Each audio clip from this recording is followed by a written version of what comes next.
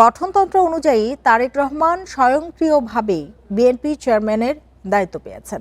তবে শিগগিরই তাকে দলের চেয়ারম্যান হিসেবে আনুষ্ঠানিক ঘোষণা করবে বিএনপি। এজন্য কোনো কাউন্সিলের দরকার না হলেও চূড়ান্ত সিদ্ধান্ত নেবে স্থায়ী কমিটি।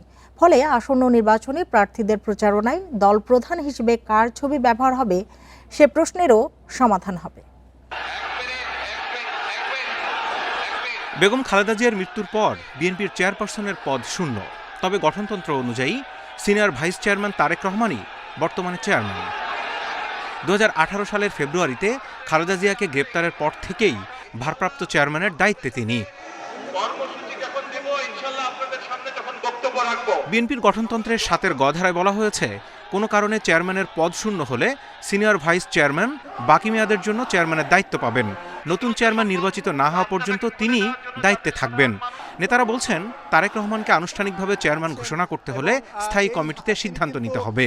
আমাদের সংবিধানের মধ্যেই রয়েছে যে নীতি নির্ধারণী ফোরাম পরবর্তী চেয়ারম্যান নির্ধারণ। নীতি নির্ধারণী ফোরাম হচ্ছে স্থায়ী কমিটি। এখানে অন্য কোনো দিকে যাওয়ার কোনো স্কোপ নাই। তবে আপনারা এমনিতেই বলতে পারেন যে তিনি এখন চেয়ারম্যানের দায়িত্ব পালন করছেন। এদিকে 22 জানুয়ারি নির্বাচনের প্রচারণা শুরুর আগেই দলের প্রধান নির্ধারণের বাধ্যবাধকতার কথা বলছেন অনেকেই।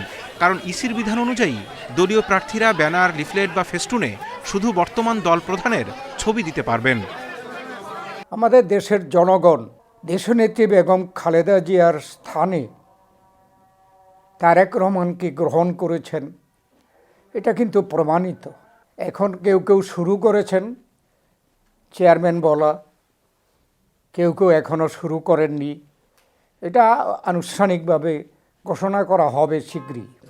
আনুষ্ঠানিক ঘোষণার আগ পর্যন্ত তারেক রহমানকে এখনও ভারপ্রাপ্ত চেয়ারম্যানই বলছে বিএনপি।